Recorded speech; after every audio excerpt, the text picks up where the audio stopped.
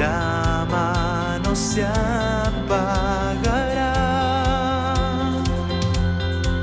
Es un río que no se detiene.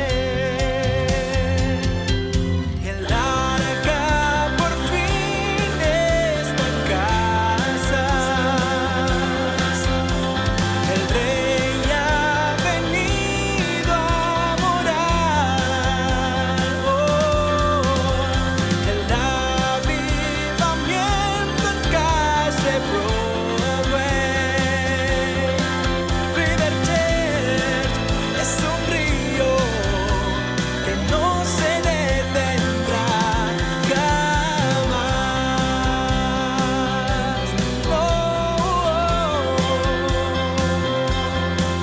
River Church es un río que no se detendrá jamás. Yo me pregunto si al final de la vida muchos de nosotros nos hemos de perder privilegios que estaban incluidos y por los cuales nos pusimos a orar para que Dios nos lo dé y ya lo teníamos. ¿Cuántos privilegios Dios nos habrá dado en el paquete que nos perdimos, que no usamos y que en lugar de agarrarlo, tomarlo por la fe, nos pusimos a llorar y a orar para que Dios nos lo dé, o lo que es peor, lamentarnos por no tenerlo? Entonces, cuando el Señor me daba esta palabra, me decía: dile a mi pueblo que hay momentos que hay que orar y hay momentos que hay que obedecer y tomarlo. El saber la diferencia de ese perfecto equilibrio nos hace personas espirituales. Cuando te alistas en el ejército, una de las primeras cosas que aprendes es: obedece las órdenes. En el ejército uno no va a tratar de imponer su forma, sus maneras. Te dicen qué entrenamiento debes hacer, a qué hora te tienes que levantar, cuando comes, a qué hora te acuestas, y por órdenes se rige todo el ejército, y cualquiera que no obedece, inmediatamente se lo castiga con prisión.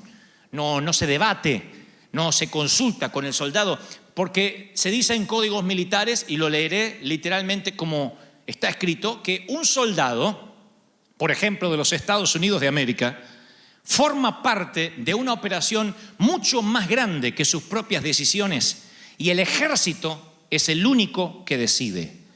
Y nosotros ya no somos civiles. La Biblia dice, el apóstol dice que sufrimos necesidades como buen soldado de Jesucristo. También estamos en un army espiritual. Y hay cosas para las cuales tenemos que obedecer y hay cosas para las cuales tenemos que orar. Pero no siempre, como alguna vez prediqué, hay que orar por todo. Diré esto aunque no suene espiritual: no siempre hay que orar por todo. Hay cosas por las que tenemos que orar y hay cosas por las que simplemente tenemos que obedecer sin pasar por la oración. Y de eso quiero hablarles. ¿Cuántos quieren escuchar esto? Díganme amén. Porque a veces por ahí, hoy sales diciendo: pero al final yo estaba orando por algo que no debí orar. Al final yo estaba capaz clamando o ayunando por algo que no tenía que orar, ni clamar, ni ayunar. Solo tenía que tomarlo. Y hay otras cosas que quieres tomar para las cuales tienes que orar. Por eso la diferencia es determinante. Y la palabra que Dios me decía: dile a mi pueblo que a veces hay que orar y a veces hay que obedecer. Y para esto quiero plantear dos cosas que son muy sencillas y que todo el mundo va a entender. Una es que en el ámbito natural hay leyes gubernamentales. Hay una ley escrita de la cual de allí se desprenden las reglas de tránsito, las reglas de convivencia, las reglas contra la delincuencia. Si las quebrantas, tienes consecuencias.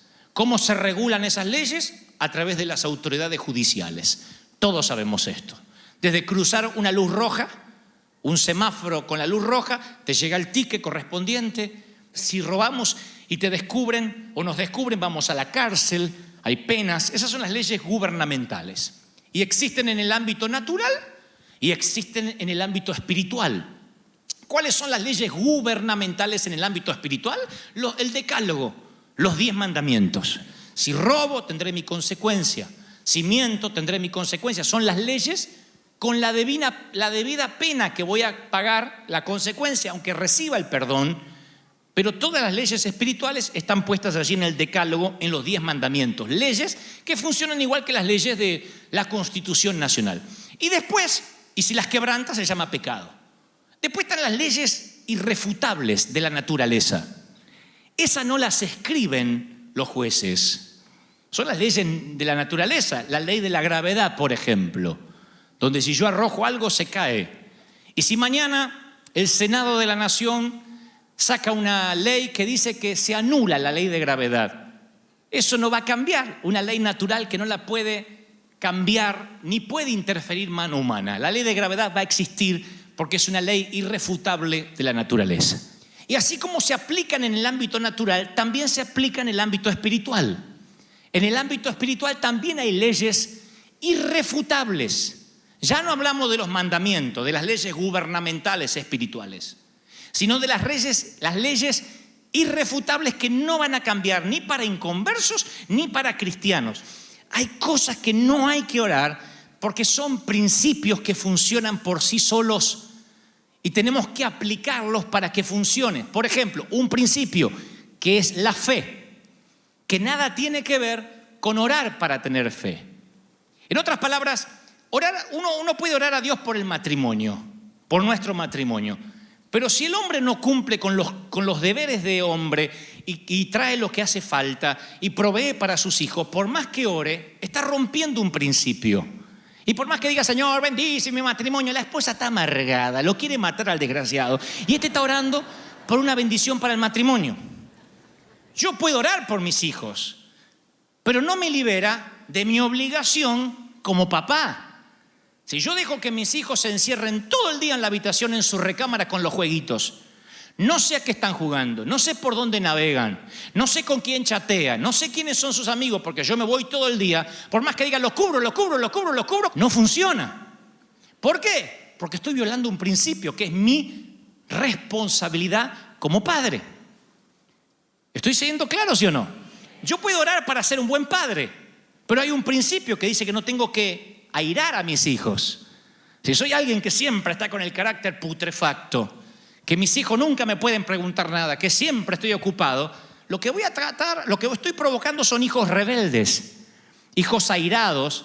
Aunque yo diga, Señor, cubre mi casa, la oración no puede estar por encima de un principio que ya está establecido. Yo puedo orar que Dios me ayude a salir de deuda, pero no me salva del principio que dice, no debáis a nadie nada. Yo puedo orar por tu finanza, pero no me salva del principio que tengo que ofrendar y diezmar. Orar a Dios por una buena cosecha no te libera de sembrar. Soy claro, iglesia amada. Orar por una buena cosecha no te libera de sembrar. Y nosotros decimos, Señor, dame una cosecha para que yo empiece a sembrar. Y Dios dice, no puedo ir en contra del principio. Dame una cosecha grande y cuando sea rico voy a sembrar. Dios dice, no. Ahora siembra para que puedas cosechar. Yo no voy a trabajar por tu presupuesto. Tú vas a trabajar por tu fe en mí y yo te voy a bendecir aunque no tengas presupuesto, pero no me presupuestes porque es un principio. ¿Soy claro? Dígame amén si me explico. La honra, otro principio que funciona sin orar. Hijos, obedeced a vuestros padres. Honra a tu padre y a tu madre, que es el primer mandamiento. ¿Con qué? Con una promesa.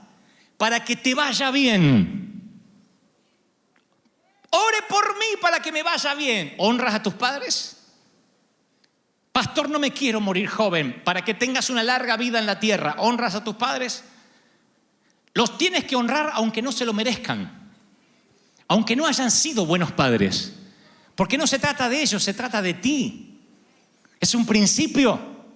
Honra a tus padres.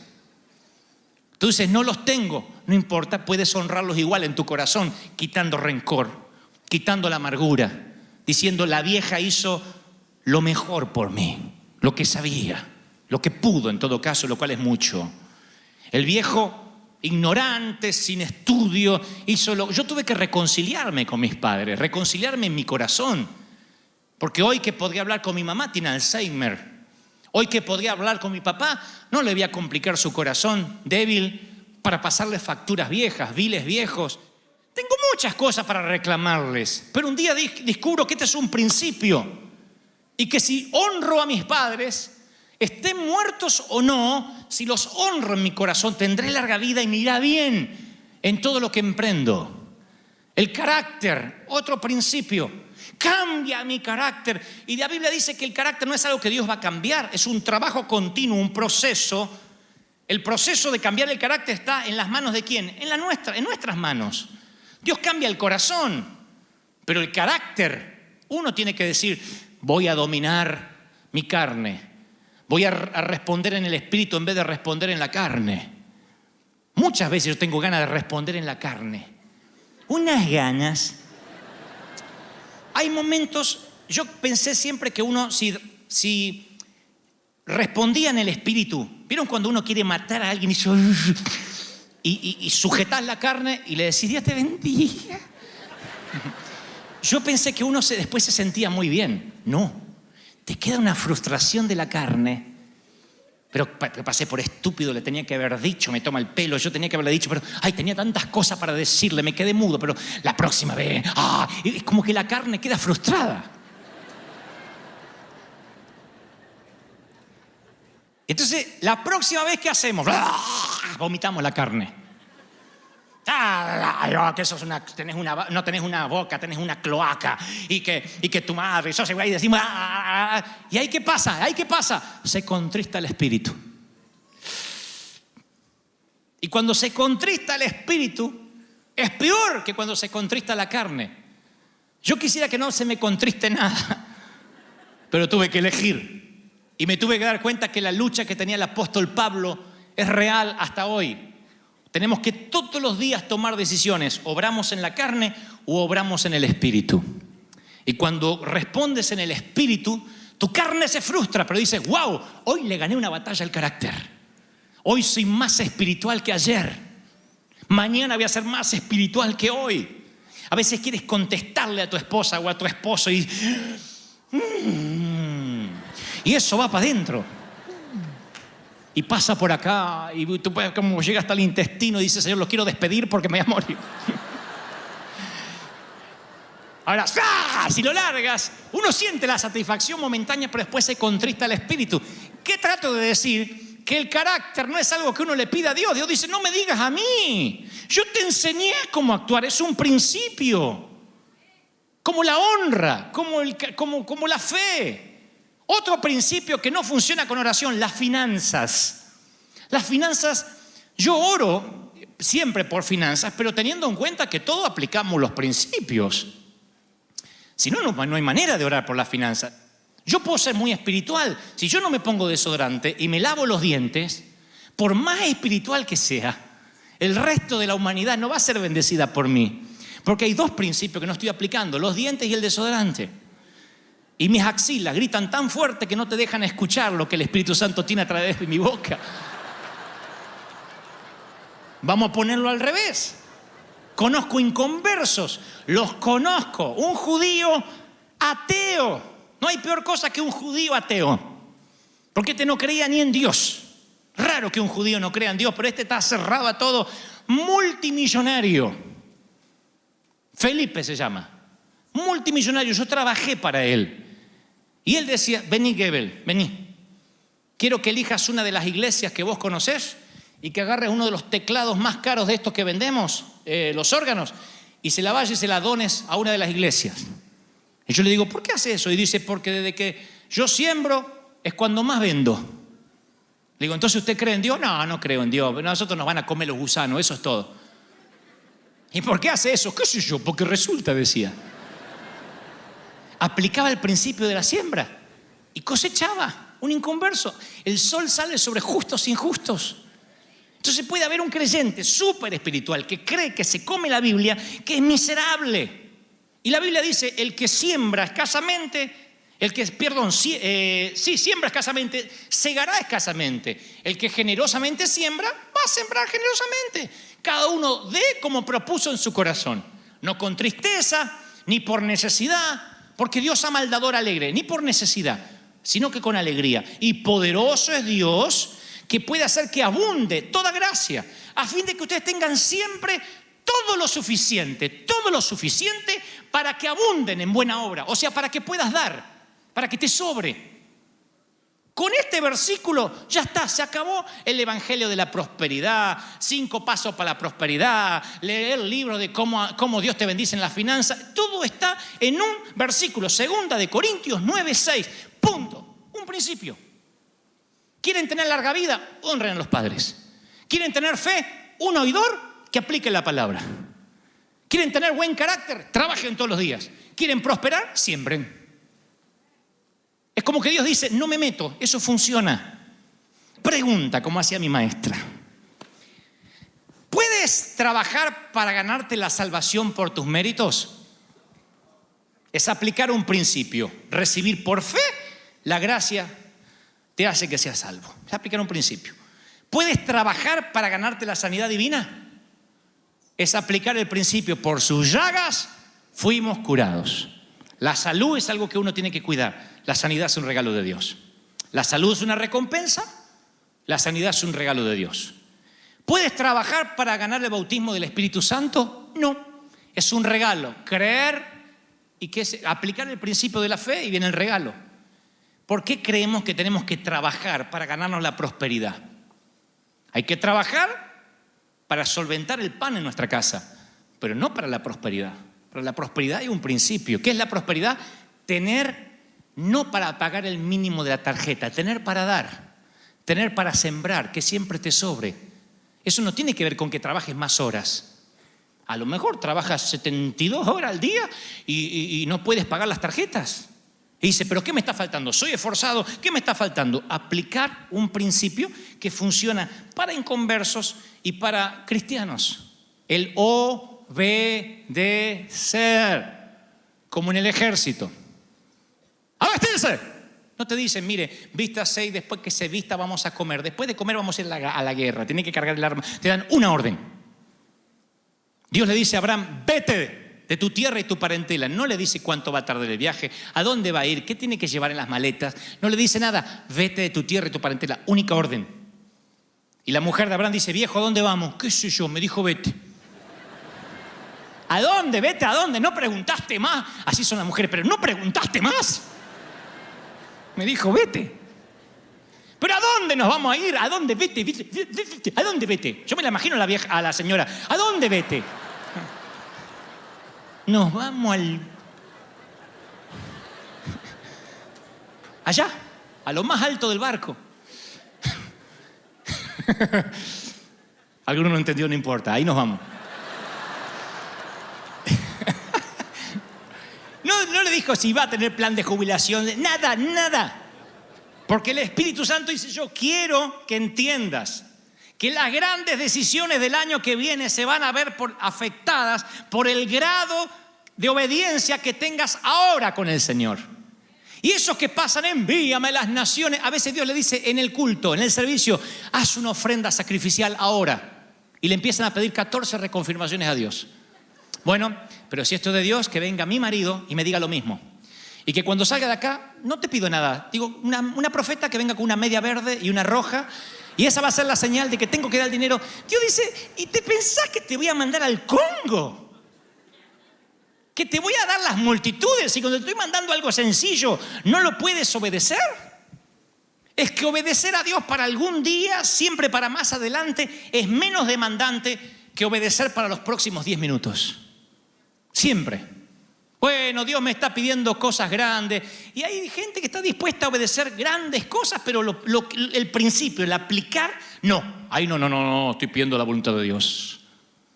Y ahí es cuando hay un contrasentido. Lo que Dios quiere darte se ve afectado porque no aplicas principios para que Dios te lo dé. Un soltero o una soltera. Dios le dice, yo tengo la persona para ti. Yo la tengo.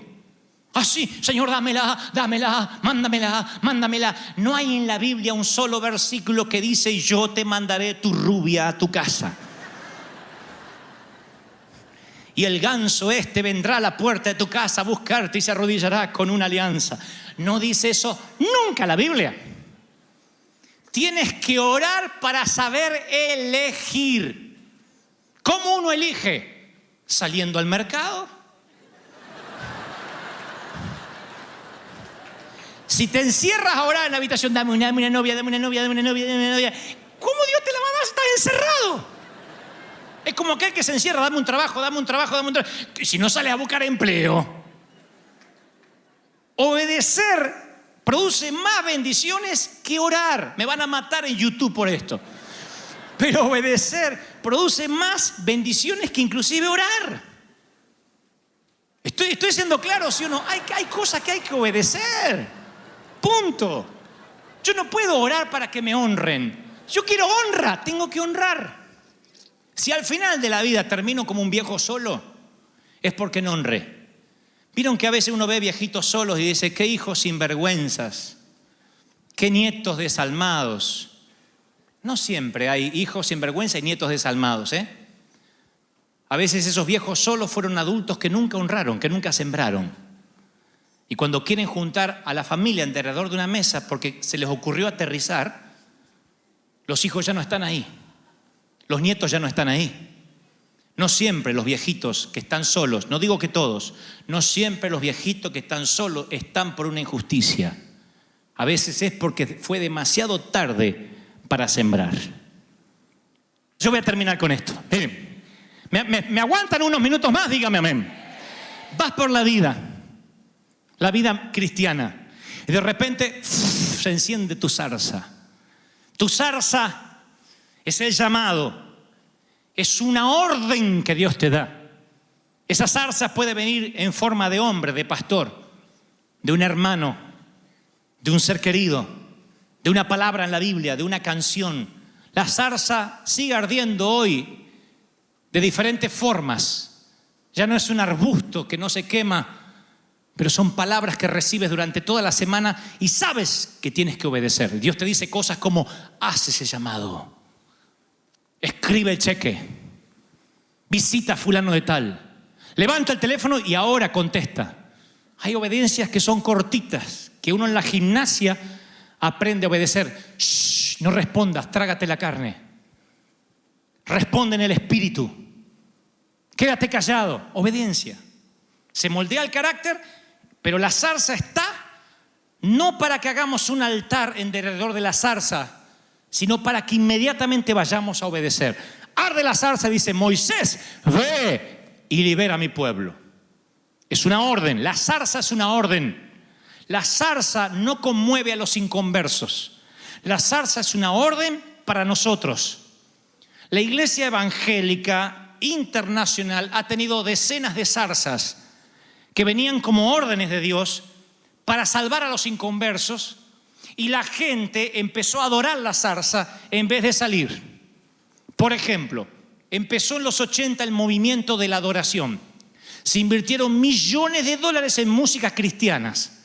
En todo tipo de adoración, todos eran salmistas, todos eran adoradores. Era alguien con un teclado cantando 1 hora y media y todos adorando, y decían, la adoración va a transformar el mundo. No transformó el mundo porque al mundo no lo conmueve la zarza ardiendo. La adoración es una orden que Dios le dio a la iglesia. Adórame, llénate de mí para hacer algo. ¿Me siguen, sí o no? Luego vino el movimiento apostólico y profético. Todos son apóstoles, todos son profetas, y hay una ola de títulos, de jerarquías que conmueven al mundo, y algunos están esperando esa jerarquía, y eso dijeron, cuando seamos apóstoles y seamos súper recontra apóstoles, el mundo se va a conmover. El mundo no se conmueve por apóstoles, porque las zarzas ardiendo no son para conmover al mundo, es para que la iglesia obedezca. Luego viene el movimiento de la unidad. Dijimos, si nos unimos todos los pastores, va a ocurrir un dramático avivamiento en las naciones. Si nos unimos bautistas con pentecostales, con reformados, eso va a ser algo ecuménico, que todos nos juntemos, las religiones. El mundo no se conmueve por eso, porque el mundo no se conmueve con zarzas que arden. Luego vino el movimiento de la oración. Dijimos, vamos a orar, y vamos a orar, y vamos a orar, pero la oración deja de ser eficaz cuando es un sustituto de la obediencia. Cuando en vez de obedecer nos encerramos a orar. Yo vengo de esas iglesias donde todas las señoras oraban. Era, y unas lenguas tenían de víbora. Chumas. Y decían, esto va a conmover al mundo. Se murieron y no conmovieron a nadie.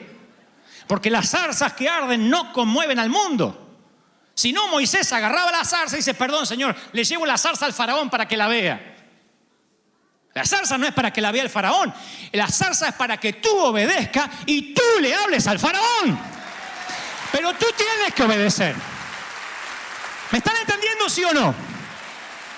Entonces, ¿qué va a salvar al mundo? Ni el G12, ni los 40 días con propósito, ni la oración de Jabes, ni el último mover, ni los apóstoles. ¿Qué hay que hacer? Jesús no dijo oren.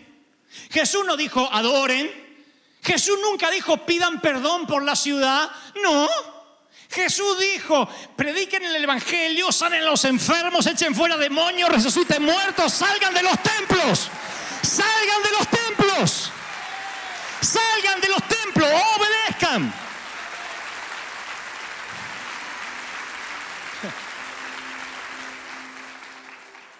Sana enfermos, resucita a los muertos, limpia a los leprosos. ¿Qué más? Y algunos llegarán al cielo diciendo, Señor, ¿por qué no me usaste? Estaba en la Biblia, sonso. Te dije que lo hagas.